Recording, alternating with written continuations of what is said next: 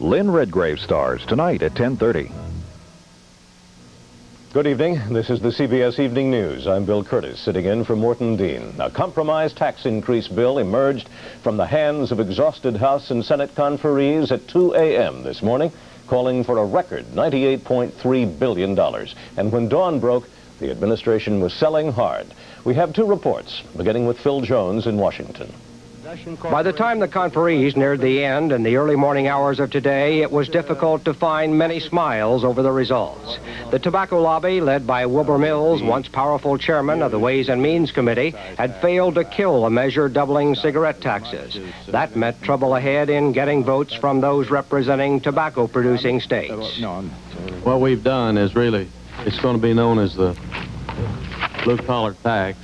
I just think it's unreasonable and unjustified to double the tax on cigarettes. The tobacco industry is a very important industry. But to compensate for expected political losses from the tobacco tax, the conferees added a provision to extend unemployment benefits for those who have exhausted their relief. This would affect 2 million people and all states, thus an incentive for Democrats and moderate Republicans to vote for the bill. With business mad over losing more than 1/3 of last year's tax cuts and individuals due to get hit by the $98 billion tax reform increase bill, Democrats were more than generous in crediting Republican Robert Dole, the primary architect. But Bob, on behalf of all my colleagues in the House, and I think the country generally, what you've done will long be remembered. We're going to have to convince a lot of people. But even Rostenkowski conceded the bill has Democratic fingerprints on it. I think that's true. As I said, we worked on it. It was a good debate. I think that initially we recognized that it was a good reform package. And Rostenkowski predicts that this will make it through the democratically controlled House once a vote is taken, probably later this week. Also, Senator Dole thinks it will make it through the Republican Senate, but it will take a fight.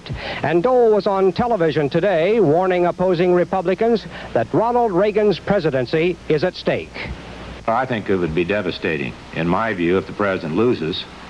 Then he has real problems in the party and in the country, and in November of this year trying to help Republicans. Republican congressman whose help the president needs to pass the tax bill checked in at the White House for Sunday lunch in the country. And Mr. Reagan called in White House motor pool and helicopter crews to ferry them to Camp David for a session on why they, members of his own party, should back him up on the tax hike. While they flew to meet the president, Chief of Staff James Baker was on television saying that it will be tough to win this one. I can't sit here this morning and tell you that we have those votes. This is going to be a very, very difficult battle. It's very much uphill. We think we're making some progress. Mr. Reagan met into mid-afternoon with the 32 congressmen who visited. Whether or not he changed any votes, the Camp David trip did make an impression. I had a total open mind about the bill. I still have an open mind about the bill. I think going to Camp David is an impressive event. I've been